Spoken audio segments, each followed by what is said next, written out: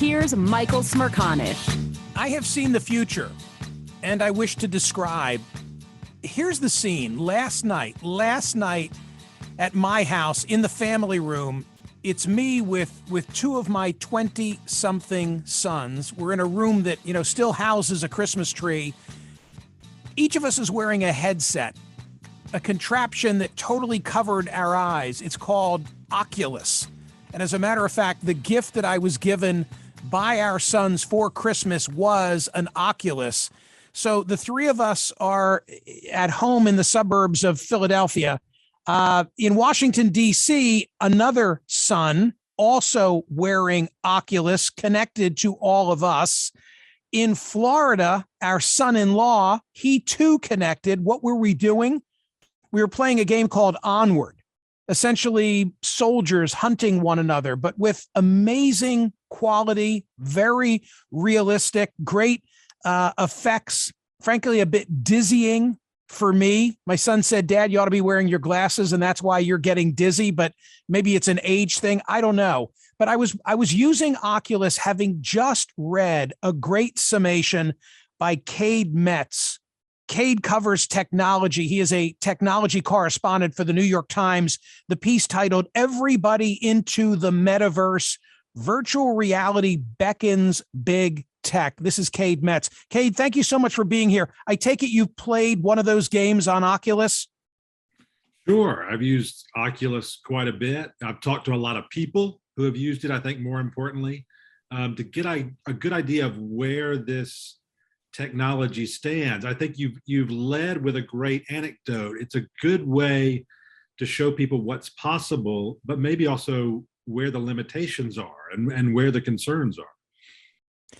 Well, one thing that I learned a lot from you because, here I got this unusual gift and I wasn't really sure what it was all about or where it fit into society at large going forward.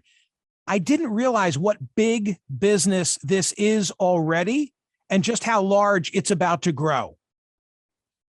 Well, I mean, you've got some of the biggest companies on earth behind this idea, most notably Facebook, which has renamed itself Meta as it goes after this big idea. Apple has been working on these devices for years, so has Google. Microsoft has long had a device in this area. They're all working towards what they see as the next big platform, beyond smartphones and apps, which we're all so familiar with.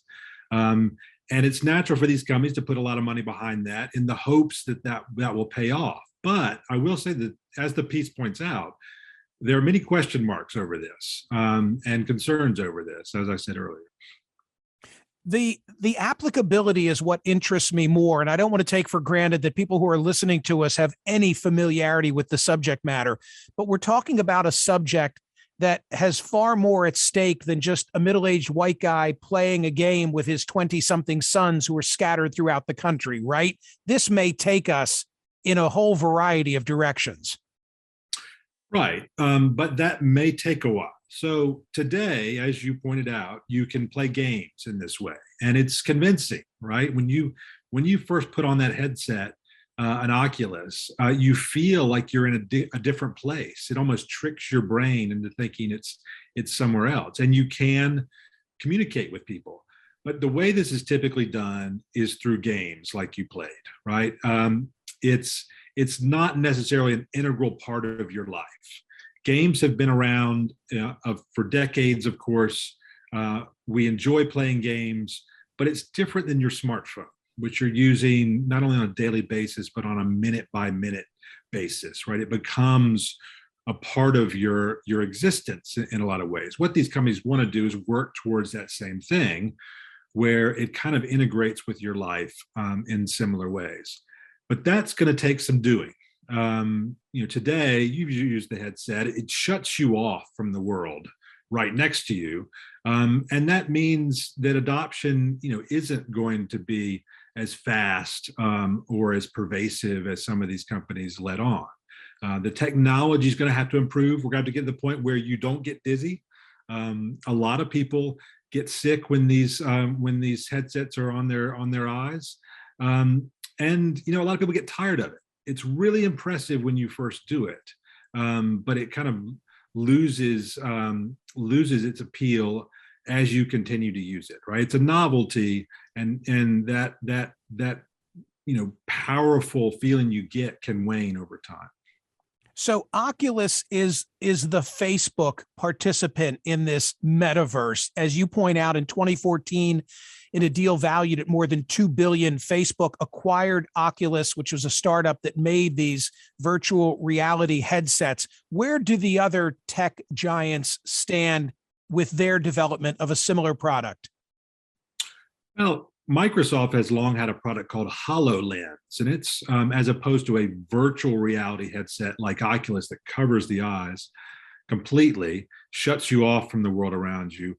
And Microsoft's HoloLens is called an augmented reality headset, and what it's designed to do is layer digital images on the world that you see around you.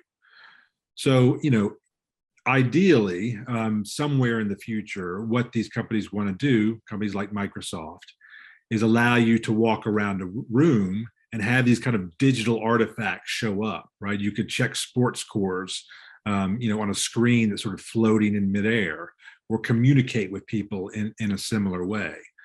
But these devices, like the virtual reality headsets, are very heavy. They kind of weigh on you in a way that future technology won't. The images that they can put in front of you are limited. The field of view is limited. The quality of the image. We're still working towards a world where these devices do everything that these companies want them to do. You and I are communicating live on radio across the country right now. We also happen to be communicating via Zoom with one another. In my case, through a laptop. I'm not sure what that looks like at your end of the communication, but this type of dialogue in the future could be whatever the successor of Oculus might be. Maybe they'll get it to the size of my lenswear, my eyeglasses, where instead of a Zoom conversation, you and I would just be conversing because each of us is wearing glasses or goggles of some kind, giving the impression that we're together. And in fact, maybe there are other people who are in the room with me present, but you're distant from us. I guess what I'm trying to say is I can imagine a whole host of different scenarios in the future where communication totally changes. Absolutely. And that's the vision of many of these companies. But that sort of setup you talk about, eyeglasses like I'm wearing, that have a computer in essence in them that can do the sort of thing that you described, that's about a decade off, most people say.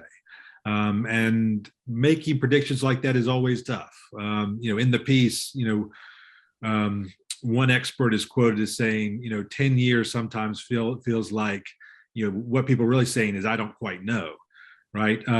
It's hard to make predictions. Typically, these predictions don't come to fruition as quickly as we think, but that's the idea. Maybe in about 10 years, we'll have that sort of technology that can do the sort of thing that you described.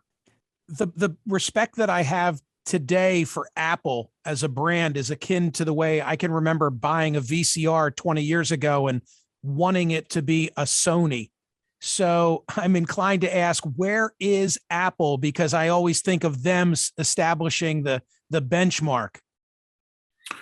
Well, what we do know, and this is mentioned in the story, is that they've built a virtual reality headset prototype that's being tested.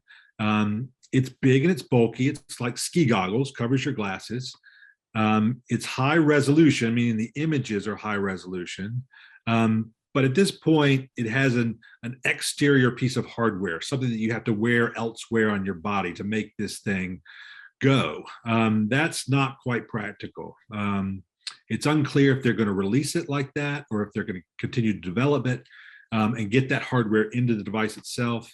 But this is something they're very much working on. By the way, this is Cade Metz from the New York Times, and Cade's piece, the one that caught my eye, no pun intended in all this, is in my social media right now. It's also posted at Smerconish.com. It was also in today's newsletter. And Cade, I don't think you shared the byline, but on the day that this was in my print edition of the Times, there was a corresponding piece. And it talked about bad behavior emerging in this arena that you and I are discussing. An example, I'm talking about playing a game private with those in my family, but others are meeting people, as they often do for gaming purposes, online and gaming with strangers. And some of the behavior has really crossed a line. In other words, it becomes possible wearing an Oculus to attempt a meta sexual assault of someone, or similarly disparage them through language. You know what I'm talking about. Will you, even if you didn't co-author that piece, will you just say a word about that developing area of concern? Two of my colleagues wrote that piece. That is a very real phenomenon. And the way to think about it is, we're all, or most of us, are familiar with the type of behavior you might encounter that's disturbing, concerning on Twitter, say. Abusive behavior, other types of behavior that you don't want to live with. That is amplified, in virtual reality, right? Like I said, those devices can trick your brain into thinking you're in a different place, right? It feels like you're beside someone, or at least beside an avatar. You're in this space. So imagine receiving that sort of behavior, right next to you, so to speak. It's a real issue. And because these digital worlds, which you've experienced, happen in real time, and they're not recorded, it's difficult to police that. It's hard for these companies even to think about how they would possibly police it. That's a very real issue that only gets bigger as more and more people start to use this technology.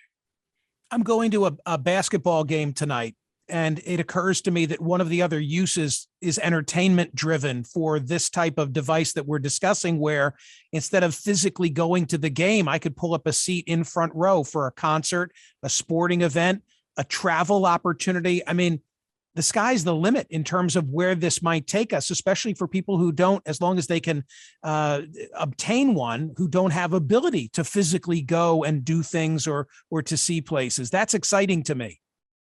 Oh, it's very exciting, right? And we all can understand that possibility and appreciate it. And you're right, especially for someone who doesn't have the opportunity to go to a basketball game, doesn't have the opportunity to travel. At the same time, we've all lived through, this pandemic where we've been forced to stay at home. And, a lot of people feel that we want to get back to real human contact and get back to real travel. And we just hope that that isn't lost as we move into this realm where we can do it so easily digitally.